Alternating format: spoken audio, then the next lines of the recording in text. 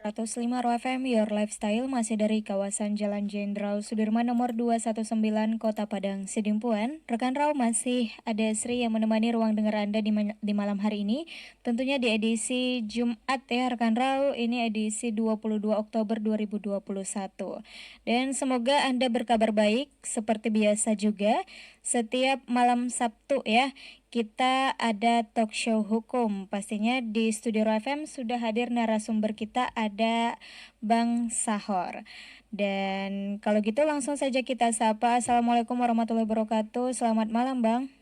Selamat malam, Waalaikumsalam warahmatullahi wabarakatuh. Iya, gimana kabarnya malam ini Bang? Alhamdulillah sehat. Iya, baik. Kembali kita ingatkan kepada seluruh pendengar setia Raw FM untuk silakan bergabung melalui live Instagram kita di @rawfm Padang Sidimpuan ataupun live Facebook kita di @raw Padang Sidimpuan. Dan kamu boleh berkomentar di sana seputar tema kita hari ini, yaitu tentang pinjaman online ya Bang ya? Iya, pinjaman online. Oke, jadi untuk Anda yang sudah punya pertanyaan, mungkin Anda sedang terjerat kasus pinjaman online, boleh silahkan dipertanyakan, diketik saja di kolom komentar, sertakan nama dan alamat Anda.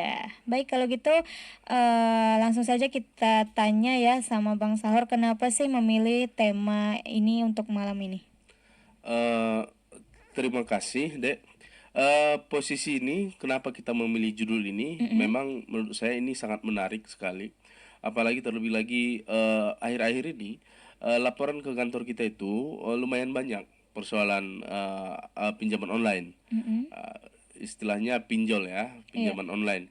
Jadi di Sidimpuan ini saja itu sudah banyak menjadi korban yang notabene sebelumnya kita lihat hanya di layar TV ya. Iya.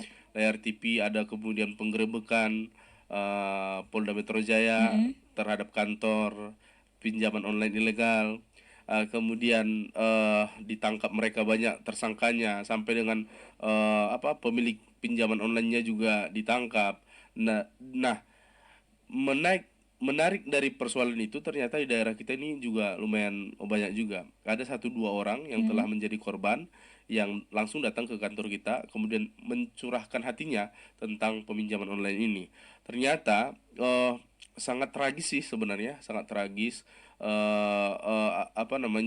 perlakuan-perlakuan yang dilakukan oleh maaf ya, debt collector dari peminjaman online. Sangat tragis. Ada bercerita kemarin itu kepada kita, ini memang dia itu dia memang kondisi saat ini ekonomi sedang turun, benar ya. Kondisi sekarang ini COVID, kemudian pandemi, kemudian ekonomi perjalanan usaha dia, berdagang dia itu tidak seperti yang biasanya. Tentunya ada berdampak sistemik kepada usahanya. Nah, selanjutnya datanglah ini SMS, datanglah ini WhatsApp misalkan seperti itu. Kemudian ada peminjaman yang menggiurkan bagi dia. Nah, sebiasanya dia misalkan itu meminjam ke bank yang resmi, itu biasanya ada syarat-syarat yang memang sangat banyak sekali. Menurutnya akan menghambat cara meminjamnya. Ternyata di chattingan itu, di WhatsApp kemudian SMS, dia itu mendapatkan persyaratan yang sangat mudah. Nah, dari sini berawal bahwasanya dia sangat tertarik. Persyaratannya sangat praktis, cukup dengan KTP, kemudian isi data KTP, nomor handphone, nah foto dengan KTP. Nah, selanjutnya tunggu beberapa menit, kemudian ada dicairkan. Siapa yang tidak siapa yang tidak tergiur ya kan. Sementara kalau misalkan ke bank harus survei dulu, harus ada agunan dulu, harus ada fidusia dulu dan segala macam kan. Gitu, harus ada akta perjanjian dan segala macam. Sementara itu hanya bermodalkan KTP, bermodalkan nomor handphone, alamat semuanya, dan foto bareng dengan KTP sesuai atau tidak, udah bisa dicairkan kan gitu. Ternyata malah petakannya di mana? Ketika misalkan dia meminjam hutang 5 juta, ini yang dicairkan hanya 2.700.000. Kan jauh sekali tuh. Betul. Jauh sekali tuh. 2.700.000. Malapetakannya di mana lagi? Dikatakan ini akan dilunasi, harus dilunasi misalkan 3 bulan, ya kan? Ternyata dia harus melunasi setelah udah terjadi dikirim transfer ke rekening kita. Ternyata ini lebih cepat daripada yang kita bayangkan. Tadinya itu 3 bulan, ternyata bisa 1 bulan, bisa beberapa minggu. Nah, karena data-data telah diberikan kepada si peminjam, yang malapetakannya lagi apa? Yang malapetakannya adalah ketika kita tidak membayar pinjaman online itu seperti apa yang diharapkan mereka, maka selanjutnya kita akan ditagih. Penagihannya tragis. Tragisnya di mana? Data-data kita kan sudah sampai kepada beliau tadi kan. Nah, mereka setting data-data kita, dan yang tragisnya adalah dipublish lah wajah kita dengan kalimat-kalimat yang tidak baik. Bayar pinjamanmu, wahai peminjam online gitu misalkan. Dan itu dipampang di publiknya itu tidak seperti sekarang misalkan di pasar, bukan. Ini lebih bahaya lagi. Itu adalah di dunia maya, yang notabene yang menonton adalah bisa usianya di bawah umur, dan bisa usianya juga udah tua kan gitu. Nah, dan itu seluruh dunia bisa melihatnya gitu. Alangkah malunya gitu. Jadi di Facebook kita juga kena, di mana jaringan-jaringan kita yang ada misalkan sosial media, Facebook kah, IG kah, WhatsApp kah, itu akan ditagih secara terus-menerus, sehingga tidak hanya mengakibatkan yang namanya hutang ditagihkan. Harusnya kan kita itu sebelum ditagih kan kita harus bayar gitu. Tetapi tadinya ada aturan yang memang tidak sesuai dengan harapan, atau tidak sesuai dengan perjanjian. Nah, karena dia tergiur dari yang sederhana tadi, kecepatan pembayarannya ternyata potongannya yang 5 juta pergi ke 2.700.000. Kemudian bayangan dia ini perjanjian ada 3 bulan, pergi ke 3 minggu misalkan, seperti itu kan. Sehingga ini menjadi penyesalan bagi si peminjam gitu. Apalagi dia ditagih di Facebook dan segala macam, pasti malu, keluarganya pasti malu gitu. Seolah-olah dia udah melakukan kesalahan yang sangat luar biasa gitu kan. Nah, selain daripada itu juga memang banyak lagi trik dari peminjaman online. Ini yang kita bahas adalah yang ilegal ya, yang ilegal, dan kita tidak boleh menyebutkan di sini ya nama dari pinjaman online-nya, karena belum kita ranahkan ke pidana ke Polres Tapsel ataupun Polres Kota. Nah, selanjutnya ada di sini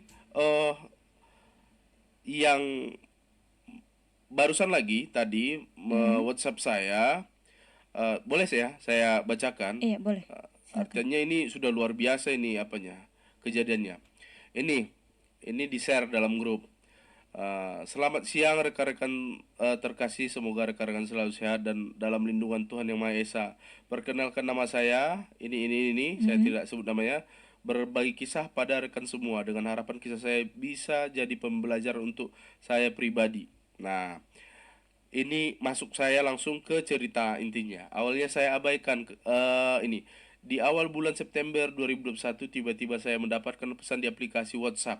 Ya, seperti yang saya ceritakan tadi, ada beberapa aplikasi pinjol yang saya sendiri tidak tahu aplikasi itu. Nah, ini biasanya korban-korbannya yang kurang tahu ITE. Ya, bolehlah kita katakan, mohon maaf ya, yang umurnya di atas, ya bisa jadi 40 tahun ke atas, 50 tahun ke atas, ya kan gitu. Nah, mengatakan bahwa pinjaman saya di aplikasi pinjol itu sudah jatuh tempo hari itu dan harus segera dibayar. Jika tidak dibayar, maka data saya akan disebarkan, katanya.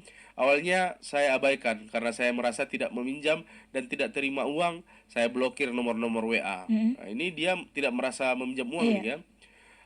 Saya blokir nomor WA tersebut, tapi keesokan harinya muncul lagi dari nomor-nomor berbeda. Ketika saya blokir, besoknya muncul lagi dari nomor berbeda. Nah, datanya itu kan udah masuk tadi. Nah, dia ini mengejar data kita padahal udah kita ganti-ganti gitu loh. Nah, mereka dapat rahasia pribadi kita juga kan. Karena penasaran, saya coba cari salah satu nama aplikasi. Kita tidak boleh menyebutkan namanya. Ketika saya baca ulasan penggunaan di aplikasi itu tidak ada yang negatif. Saya coba download, di sinilah kebodohan saya dan awal penderitaan saya. Terjebak di pinjol. Setelah download, saya ikuti perintah di aplikasi tersebut, termasuk permintaan akses ke HP. Saya tidak menyangka bahwa akses ke HP inilah yang digunakan pinjol untuk nantinya menekan saya. Baik dari internal memori HP diambil, di dalamnya termasuk dari nomor-nomor kontak. Bisa nomor kontak yang ada di handphone kita diambil, serta galeri-galeri handphone juga bisa diambil. Makanya canggih juga mereka. Dan ternyata di aplikasi itu ada banyak sekali aplikasi lainnya. Nah, singkat ceritanya, dia ini ditagih. Kan nomor-nomornya tadi udah ada tersimpan. Singkat ceritanya itu ditagih dari handphone, dari nomor-nomor itu.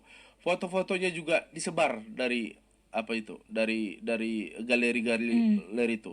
Nah, sekarang ini kan banyak aplikasi yang memang bisa, ketika kita setujui, maka aplikasi itu bisa menyimpan data, mendeteksi handphone kita. Jadi ini kan luar biasa sekali. Apalagi korbannya itu nanti yang usianya yang udah cukup mapan lah. Mapannya bukan persoalan memikirkan ini salah dan benar. Mereka udah tahu itu salah dan benar. Akan tetapi kan untuk bercerita tentang ITE, untuk bercerita tentang Android dan handphone-handphone canggih, itu mereka sedikit lebih lebih terbelakang daripada kita yang muda-muda ini. Kita harus akui itu. Akan tetapi justru dari situlah malapetaka yang terjadi, sehingga terjadilah peminjam. Dia tidak punya niat untuk itu, karena dia bahasanya tadi yang disampaikan kepada saya, next, ya kan, ada lanjutkan, berikan izin. Nah, ternyata data-datanya semua tersimpan gitu loh. Sehingga malapetakannya dari ke semua nomor-nomor handphonenya, saudara-saudaranya dimintai ke sana. Dimintai pinjaman, diteror ya Bang, diteror ke sana. Kan itu luar biasa. Dan perjanjiannya itu tadi loh yang nggak bisa dimaafkan. Aturannya dia 3 bulan, harusnya dia 3 bulan, menjadi misalkan 3 minggu, harusnya dia 5 juta, atau bolehlah 4 juta sekian misalkan gitu, ada potongan administrasi dan segala macam. Ternyata dari 5 juta juga dipotong jadi 2.700.000, kan potongannya luar biasa itu kan. Sehingga ada beberapa case lagi, case yang kedua, karena ini ada peminjaman online, dia kan, bayangan dia ini kan akan tuntas apabila dia ini membayarnya. Nah, dia coba lagi peminjaman yang lain, dia tutupi ini, ternyata bunganya ini berjalan. Makanya ada informasi dalam berita media cetak, media elektronik misalkan, yang dahulunya dia meminjam 3.700.000, 5 juta menjadi 3.700.000, karena ingin menutupi hutang, ditutup hutang, gali lubang tutup lubang, bunganya ini kan terus berjalan. Bisa dari yang 5 juta itu ternyata sampai ratusan juta. Sementara kalau hitung-hitungan, kalau misalkan di bank, dia itu kan harus ada standar dari penghasilan, baru diberikan pinjaman, kan gitu. Ini nggak ada standar semuanya. Jadi diberikan saja pinjaman. Terakhir, karena ini diberikan pinjaman, bunga juga tinggi, ya kan?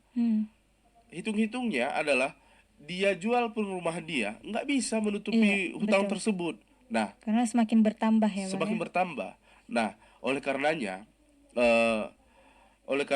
hari ini yang menjadi perbincangan yang sangat menarik sekali di Indonesia ini, tentang peminjaman online ilegal ini, karena ada tadi itu suku bunga yang ditawarkan dan tidak didaftarkan di dalam OJK, sehingga dari kepolisian misalkan Polda kemarin yang menangkap bergerak semuanya. Bahkan Menteri Politik Hukum dan HAM, Bapak Mahfud MD, juga menerangkan bahwasanya ini harus ditindak tegas dari pelaku peminjaman online yang ilegal. Ada memang yang resmi, yang legal, dan ada yang ilegal. Ini harus ditindak pidana secara tegas, baik dia undang-undang ITE-nya, baik dia KUHP-nya. Nah, itu akan saya jelaskan di season berikutnya nanti. Nah, karena itulah menjadi menjadi urgen bagi kita untuk memilih tema ini, sehingga harapan kita nantinya dengan kita bahas ini adalah kesadaran bagi masyarakat untuk tidak melakukan peminjaman secara online, dan atau terjadi pencerdasan kepada masyarakat untuk memilih pinjaman online yang resmi dan menjauhkan yang tidak resmi. Gitu dia. Oke, baik. Rekan Raw, sepertinya kita harus break dulu sebentar dan jangan kemana-mana, tetap di 105 Raw FM, Your Lifestyle. 105 Raw FM, Your Lifestyle, masih dari kawasan Jalan Jenderal Sudirman nomor 219, Kota Padang, Sidimpuan. Rekan Raw masih bersama Sri dan juga bersama narasumber kita tentunya di talk show hukum seputar pinjaman online ya, bersama Bang Sahor. Oke, baik, tadi sudah dikisahkan juga, diceritakan sama Bang Sahor beberapa kasus-kasus tentang pinjaman online juga ya, dan seputar pinjaman online pastinya. Baik, kepada Bang Sahor mungkin boleh dilanjutkan kembali. Baik, ada pertanyaan di sesi ini? Iya, ada. Oke, kita baca dulu ya Bang ya. Oke, supaya jangan kelewatan ya. Iya, oke. Ini ada Rina, warga Tapanuli Utara. Selamat malam. Oke, selamat malam kembali. Katanya dia ingin bertanya, apakah ada undang-undang yang bisa melindungi saya, maksudnya menyatakan Rina, dari kejaran pengelola pinjaman online yang menagih uangnya pada dia, padahal dia tidak ada kaitannya dengan pihak yang mengajukan pinjaman online tersebut. Oke, selanjutnya, adakah aturan yang melindungi data kontak seseorang dari masuknya pihak lain dan memanfaatkan data tersebut? Ini dari Adit ya. Adit. Iya, kemudian di belakangnya saudara saya meminjam pada platform pinjaman online yang ilegal dan tidak terdaftar oleh OJK. Dan menurut sejumlah ahli hukum, tidak ada keharusan saudaranya mengembalikan pinjaman tersebut. Jadi benar nggak sih menurut Bang Sahor pandangan seperti itu? Ini yang terakhir ini siapa nih namanya? Iya, nggak ada nama Bang. Ada nama. Oke, ini pertanyaan dari si Rina, dari dari Tapanuli Utara ya. Rina dengan Adit itu hampir sama persis, ada data di dalamnya. Nah, ini pas di sesi ini itulah yang sebenarnya saya ingin jelaskan ya, bahwasanya di dalam di dalam pembahasan tentang pinjaman online ini, apabila misalkan ada ranahnya pidana, lagi-lagi kan judul kita tadi bagaimana mengkaji secara pidananya, gitu kan? Karena kita ini bayangan saya banyak masyarakat yang jadi korban. Seperti yang bertanya ini itu adalah mengkaji korban. Nah, bagaimana cara menjerat mereka? Ya, jelas diterangkan, dan Menteri Pak Mahfud MD juga menyampaikan ada jeratan pemidanaannya. Nah, apa-apa saja dia dalam undang-undang KUHP, dia itu pasal 368 ya, ada pasal 368, kemudian ada di undang-undang ITE juga. Karena tadi saya terangkan ya, kembali di dalam pasal 368 itu ada kekerasan, pemaksaan di dalamnya, padahal kita berniatan baik. Kekerasan dan pemaksaannya di mana? Tadi kan perjanjian seperti yang saya terangkan, itu kan yang 5 juta harusnya tidak sampai, itu kan luar biasa, 2.700.000 dari 5 juta. Tidak ada kesepakatan, tetapi dia hanya terpaksa. Selanjutnya pembayarannya itu misalkan yang 3 bulan jadi 3 minggu. Kan ada keterpaksaan di sana. Mungkin perlu kita kaji juga secara perdatanya bagaimana mengkaji secara pinjaman ini, pinjaman atau perjanjian secara perdata. Mungkin kita buat ini pembahasan khusus perdatanya itu minggu depan ya. Baik. Saya mengkaji pidananya dulu. Baik. Nah, itu kan istilahnya seperti ada penipuan di sana juga kan, 378 bisa jadi KUHP. Kemudian karena ada pemaksaan ada pasal 368. Kemudian yang tadi efeknya adalah, malapetakannya adalah ketika misalkan data-data kita ini diserap oleh mereka, tentu mereka memberikan informasi baik dari kepada Facebook, baik daripada saudara-saudara kita, teman-teman kita yang diserapnya data-datanya melalui aplikasi itu tadi, menagih hutang dari nomor-nomor kontak-kontak itu tadi. Itu kan malapetaka juga bagi kita. Nah, di sana apa? Nah, di sana adalah data kita. Ketika kita tidak, misalkan itu cerita saya tadi ada menyetujui memang. Akan tetapi kita harus lihat secara mendetail dulu. Disetujuinya apakah karena tidak paham? Apakah misalkan karena ketidaktahuan? Atau misalkan dia tahu ini, akan tetapi dia tidak bayangkan ternyata dibuat untuk menagih hutang kepada saudara-saudaranya. Dan itu dia merasa ada terjadi keterpaksaan karena perjanjiannya tadi misalkan yang 3 bulan menjadi 3 bulan, 3 minggu, misalkan seperti itu. Nah, banyak menjadi permasalahan. Di dalam Undang-Undang ITE ada di pasal 29 dan pasal 32 ayat 2 dan 3. Oke, saya terangkan mengenai pasal 368 dulu ya. Baik. Di dalam KUHP. Barang siapa dengan sengaja dengan maksud hendak menguntungkan diri sendiri atau orang lain dengan melawan hak, memaksakan orang dengan kekerasan atau ancaman kekerasan supaya orang itu memberikan barang yang sama sekali atau sebagiannya termasuk kepunyaan orang itu sendiri, yang benar ada kepunyaan dia di situ kan,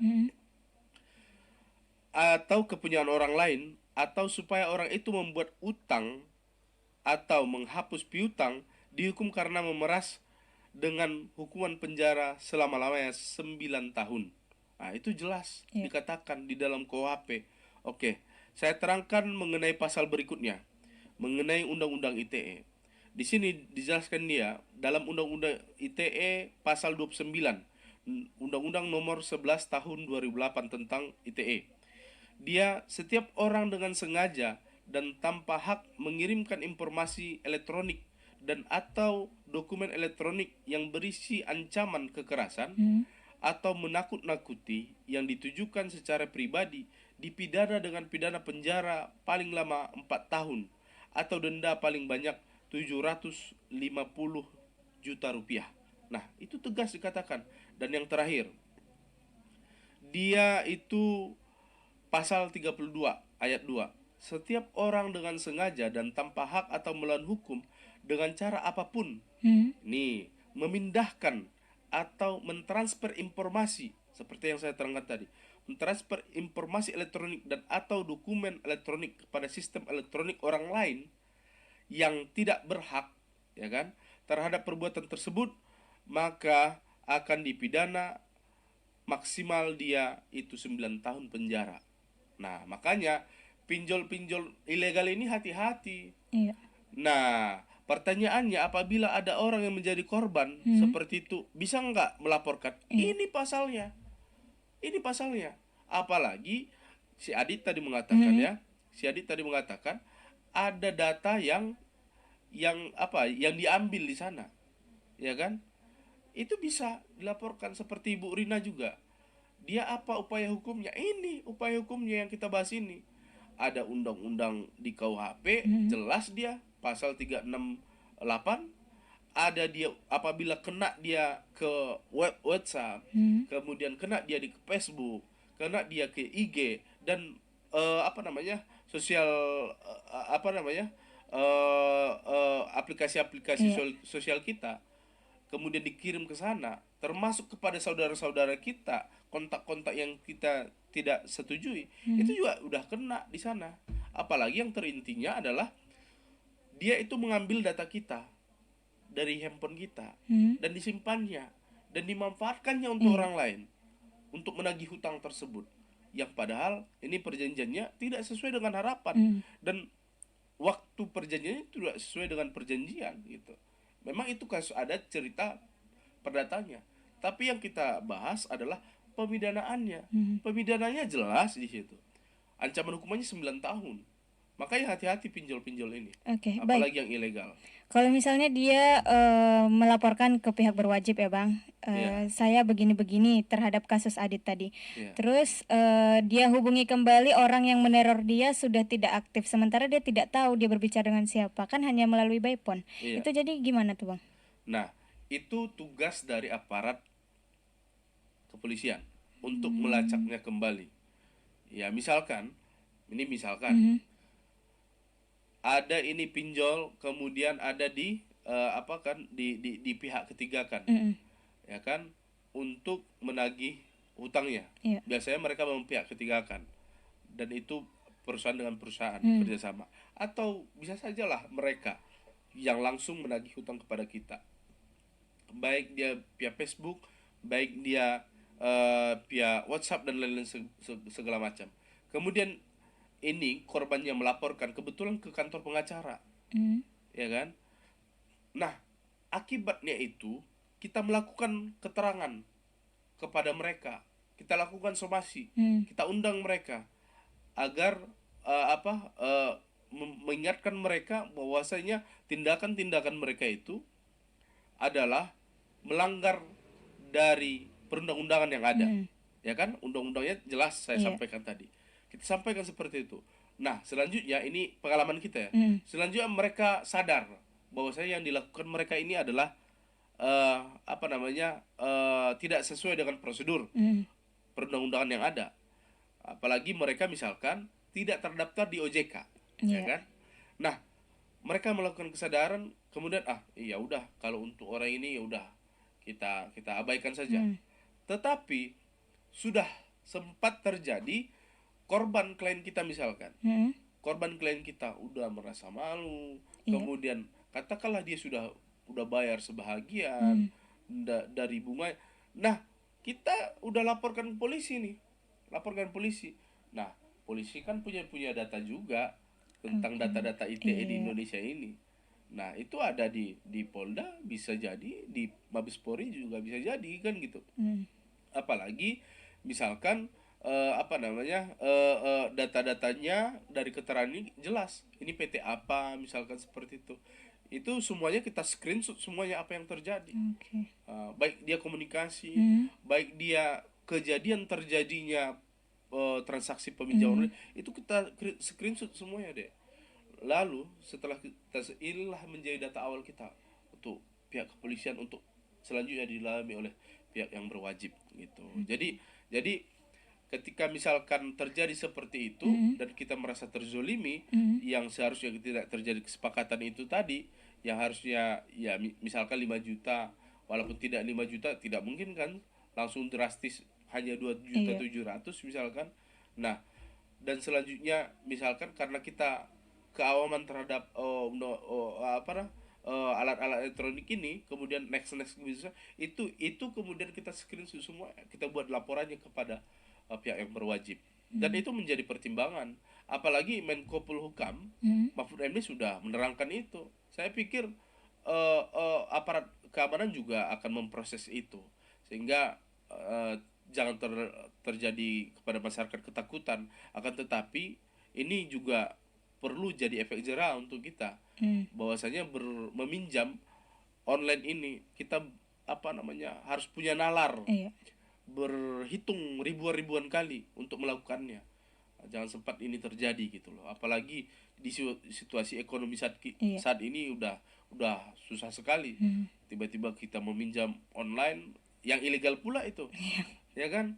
Ditagi-tagi dari mana, kita udah stres karena ekonomi kita yang sudah merosot, kita dibuat lagi stres oleh tagihan-tagihan yang tidak jelas itu tadi.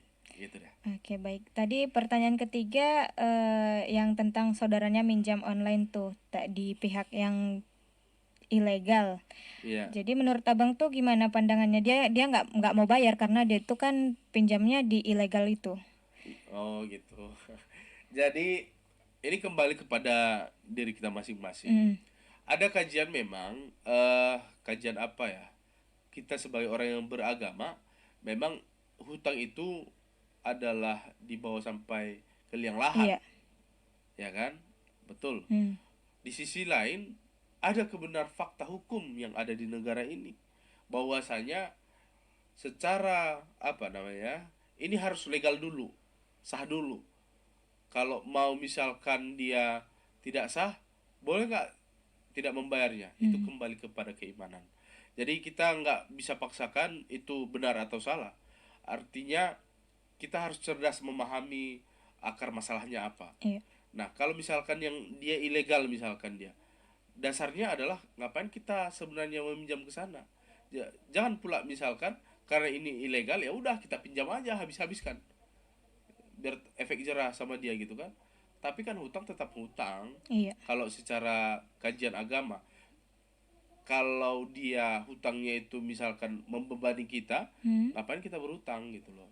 Jadi menurut saya, pemahaman saya, kalau hutang itu harus dibayar, akan tetapi mengenai besar atau itu harus, makanya harus sesuai dengan kesepakatan. Kalau misalkan itu sudah dari luar, itu simpulkan sendiri deh.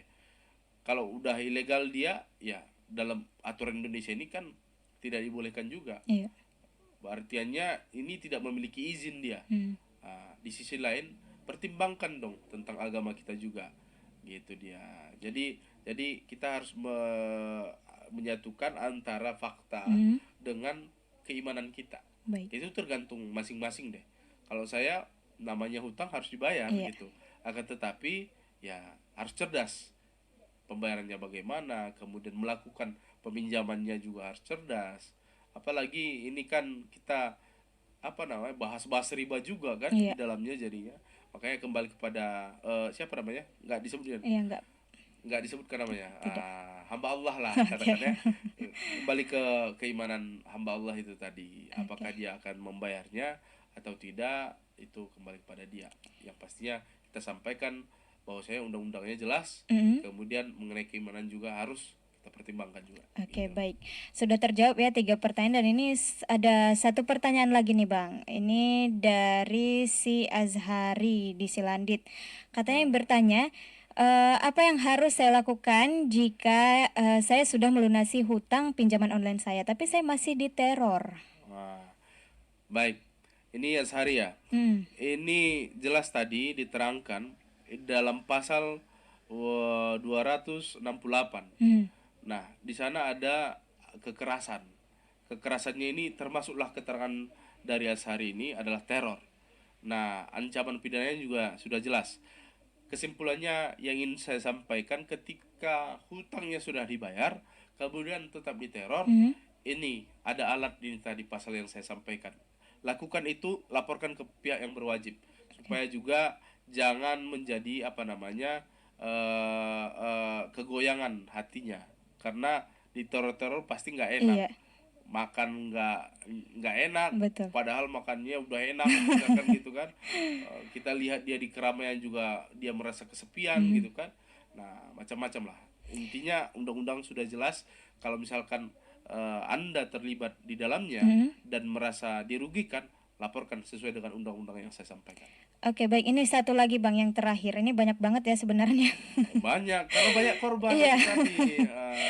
Oke, ini pertanyaannya, kalau catatan pinjaman online tidak tercatat pada slik atau slip ya, apakah pinjaman tersebut sah atau resmi? Gimana tadi? Catatan ya tidak tercatat. Dia pinjaman online, tapi catatan dia nggak punya catatan hitam di atas putih gitu. Oh ya, gitu. Jadi itu pinjaman itu resmi atau gimana? Tapi memang udah dikasih gitu uangnya gitu. Mengenai makanya kita harus cerdas dulu mengkaji ini apa namanya, ini pinjaman online-nya resmi atau tidak. Nah, di dalam pinjaman online benar ada yang resmi, ada yang tidak.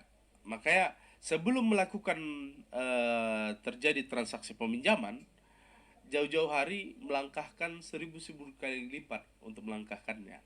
Makanya saya terangkan, harus kita teliti dulu. Misalkan ini ada menawarkan kepada kita, apakah ini aplikasi misalkan, ataukah ini misalkan nomor peminjaman online, itu kita cek apakah terdaftar di OJK. Di sana kita menentukannya apakah itu resmi atau tidak. bukan dari slipnya ya. Nah, kalau dari slipnya maybe yes, maybe no. Akan tetapi kajiannya perdatanya harus jelas. Ada misalkan dia kesepakatan kalau dalam perdatanya. Nah, minggu depan yang bertanya ini ikuti karena itu kajian perdata. Nah, saya tidak terangkan lebih dalam supaya lebih menarik lagi untuk minggu depan menanyakan ini. Nah, saya kaji di posisi kita harus cerdas menelaah dan memilih ini adalah pinjol yang resmi dan ini adalah pinjol yang tidak resmi. Itu bisa dicek di aplikasi ataupun di web resmi OJK. Oke, baik. Baik pendengar Setero FM, sepertinya kita harus break dulu sebentar ya, dan jangan kemana-mana. Nanti kita masih bertemu lagi di segmen ketiga, itu penyampaian kesimpulan dari tema kita pada malam hari ini. So just stay in 105 Rawa FM, your lifestyle. Sudirman nomor 219 Kota Padang Sidimpuan. Rekan Raw masih bersama Sri dan juga Bang Sahor tentunya malam hari ini. Dan ini sudah masuk di menit ke-53 dari formasi pukul 20 ya. Itu artinya kita sudah closing statement ya. Baik, sebelum kita selesai, boleh Bang disampaikan kesimpulannya? Kesimpulan saya sederhana saja. Dari pertanyaan itu tadi memang banyak yang jadi korban ya. Iya. Jadi saya ingin menyampaikan begini. Tetap kalimatnya adalah sebelum melakukan tindakan peminjaman online, baik itu resmi atau apalagi apalagi yang tidak resmi, kita harus beribu-ribu kali berpikir untuk menelaah ini dulu. Baru melakukan tindakan. Karena walaupun kondisi kita pada saat ini sedang dalam keadaan COVID, kemudian ekonomi kita terdampak atas COVID tersebut, maka kita harus lebih memilih yang secara resmi saja. Dan lebih mengutamakan hal yang terpenting. Hal yang terpenting itu maksud saya apa yang dibutuhkan itu saja yang kita laksanakan. Jangan misalkan karena tergiur, ini murah, ini murah, kemudian ya kita beli karena murahnya, bukan karena keinginan dan kebutuhan. Nah, kemudian seperti ini juga, ini peminjamannya sangat mudah, tidak ada persulit katanya, hanya karena KTP, terdaftar di KTP, foto doang, kemudian bisa cair. Jangan memilih karena ambisi ataupun pemikiran yang demikian. Karena itulah yang mengakibatkan nanti malapetaka untuk kita. Baik itu peminjam online maupun kehidupan kita sehari-hari. Jadi kita apa adanya saja. Jadi apa yang kita butuhkan, yang dia anggap paling urgen, utamakan itu. Dan yang tidak urgen dan tidak penting, tidak usah kita lakukan itu. Apalagi mengkaji peminjaman online ini, karena sudah banyak terjadi terjadi orang yang terdampak atau malapetaka atas kejadian ini.